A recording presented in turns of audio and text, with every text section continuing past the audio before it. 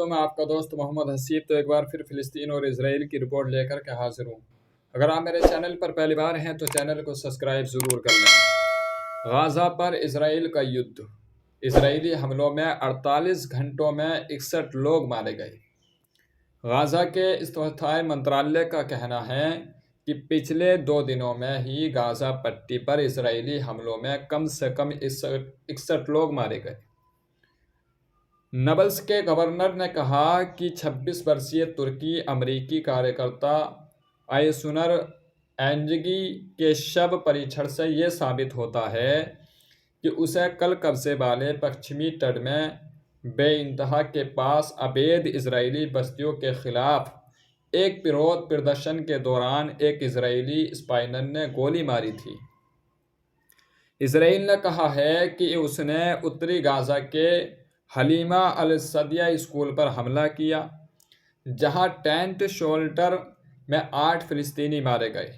मध्य Gaza के नुसरात शरणपत्ति शिविर में भी 5 लोग मारे गए। वफा समाचार एजेंसी की रिपोर्ट के अनुसार 13 वर्षीय लड़की बना अमजद बकर पिछले सप्ताह कब्जे वाले पश्चिमी तट पर इजरायली सेना द्वारा मारे गए दर्जनों फिलिस्तीनियों में से एक थी। गाज़ा पर इजराइल के युद्ध में कम से कम आज की डेट तक 40,939 लोग मारे जा चुके हैं और घायल लोगों की संख्या बढ़कर के 94,616 पहुंच चुकी है। आप इससे समझ सकते हैं कितनी तेजी के साथ ये आंकड़े बढ़ते चले जा रहे हैं।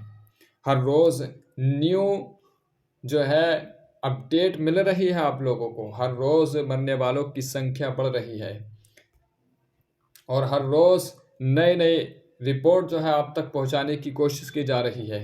तो आप इसी से समझ सकते हैं कि ये युद्ध अभी रुकने का नाम नहीं ले रहा है और इसकी क्या आखिर तक क्या होता है और कब तक ये युद्ध चलता है, ये भी देखने वाली बात रहेगी। क्योंकि जब से इजराइल ने हमले करना शुरू किया है, जब से अभी तक रुकने का नाम हमले नहीं ले रहे हैं। और एक बड़ी खबर निकल कर क्या रही है और बड़ी खबर यह है कि अमेरिकी तुर्की महिला की इजरायली सेना की फायरिंग में मौत हो गई। अर्दगान ने कही ये बात।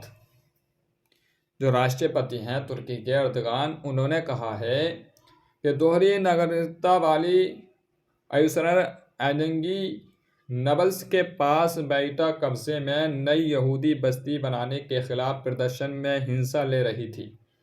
स्थानीय मीडिया रिपोर्ट के मुताबिक ईगी को इजरायली सैनिकों ने गोली मार दी। इजरायली डिफेंस फोर्सेस IDF ने कहा कि इलाके में गोली चलने से एक विदेशी नागरिक की मौत की खबरें की पड़ताल की जा रही है। शुक्रवार को हुए प्रदर्शन में शामिल अन्य लोगों ने BBC को बताया कि इंटरनेशनल सोलिडेरिटी मूवमेंट के साथ हुए प्रदर्शन में ईगी पहली बार शामिल हुई थी। ये बहुत बड़ी खबर निकल कर आ रही है। तुर्की की एक लड़की को इजरायली सैनिकों ने गोली मारकर के हत्या कर दी जब वो प्रदर्शन में हिस्सा ले रही थी। इस पर तुर्की के राष्ट्रपति अर्दोगान ने बहुत बड़ा बयान दिया है और कहा है, अमेरिकी विदेश मंत्री एंटनी ब्लिंकन ने इस घटना को दुखद बताया है, जबकि तुर्की के राष्ट्रपति रेचप तैयब अर्दोगान ने इजरायली कार्रवाई को बर्बर बताया है। अर्दोगान ने सोशल मीडिया प्लेटफॉर्म एक्स पर लिखा, वेस्ट बैंक में कब्जे के खिलाफ नागरिक प्रदर्शन पर इजराइल के बम्बर हमले की मैं निंदा करता हूँ। मैं ईश्वर से प्रार्थना करता हूँ कि वो हमारे देश की नागरिक आयसुनर एंजगी की आत्मा को शांति प्रदान करे। उनकी इस हमले में जान चली गई। तुर्की हर मंच के कोशिश करता रहेगा कि इजराइल के कब्जे और जनसागर की नीति ख़त्म हो जाए। तुर्की हर हाल में चाह रहा है कि इजराइल और फिलिस्तीन की जो जंग है वो हर हाल में बंद हो जाए, क्योंकि तुर्की अच्छी तरह से जानता है कि इस जंग से बहुत बड़ा नुकसान है।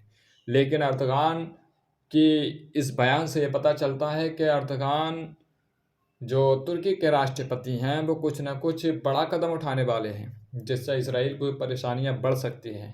आगे की रिपोर्ट इंशाल्लाह कल आप तक पहुंचाने की कोशिश की जाएगी। अगर आप चैनल पर पहली बार हैं तो चैनल को सब्सक्राइब ज़रूर कर लें। मिलते हैं नेक्स्ट वीडियो में, जब तक के लिए खुदा हाफिज़।